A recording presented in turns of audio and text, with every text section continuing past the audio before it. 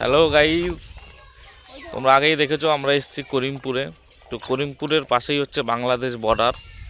আমরা এখন সকাল সকাল বেরিয়ে পড়েছি, সেই দিকেই যাচ্ছি। এই যে পেছনে আছে বোন, সামনে এই যে যাচ্ছে বউ, আরও দূরে হেঁটে চলে গেছে বাবা আর মা বর্ডারের কাছাকাছি।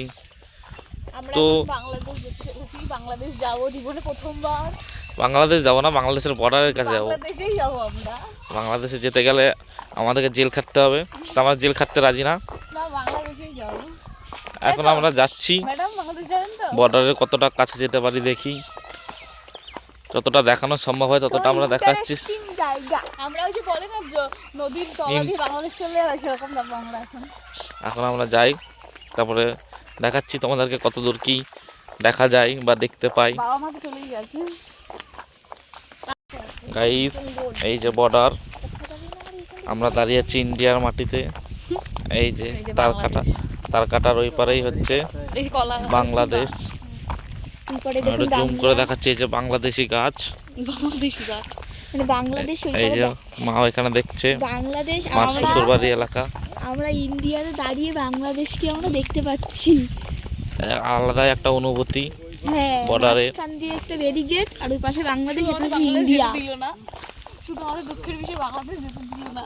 তো মানে কি বলবো, হেবি ভালো লাগছে। এই দেখো বাংলাদেশের বাড়ি, আমরা এই পার থেকে তার কাটা দেখে নিচ্ছি বাংলাদেশের বাড়ি। বাংলাদেশ দেখার জন্য আমি দর্শকগুলোকে একবার দেখিয়ে দিচ্ছি। এই যে এইখানে একজন বাবা, ওই যে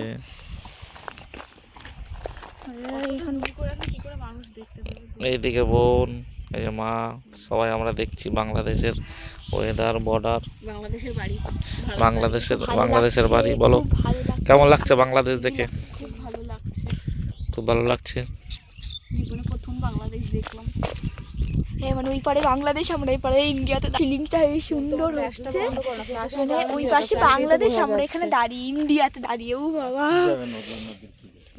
স্যার বাংলাদেশ পরিদর্শন করছে, দেখুন কিভাবে ওই যে বাংলাদেশের বাড়িঘর দেখছে ভালো করে। যদি ভবিষ্যতে ওখানে চলে যেতে হয়, এখান থেকে যদি তাড়িয়ে দেয় ওখানে চলে যাবে। এই স্যারের জন্য বাংলাদেশ চলে যেতে পারি। হ্যাঁ, তাই জন্য আগের থেকে ভালো করে দেখে নিচ্ছে বাংলাদেশটা কেমন, বাংলাদেশের বাড়িঘরটা কেমন।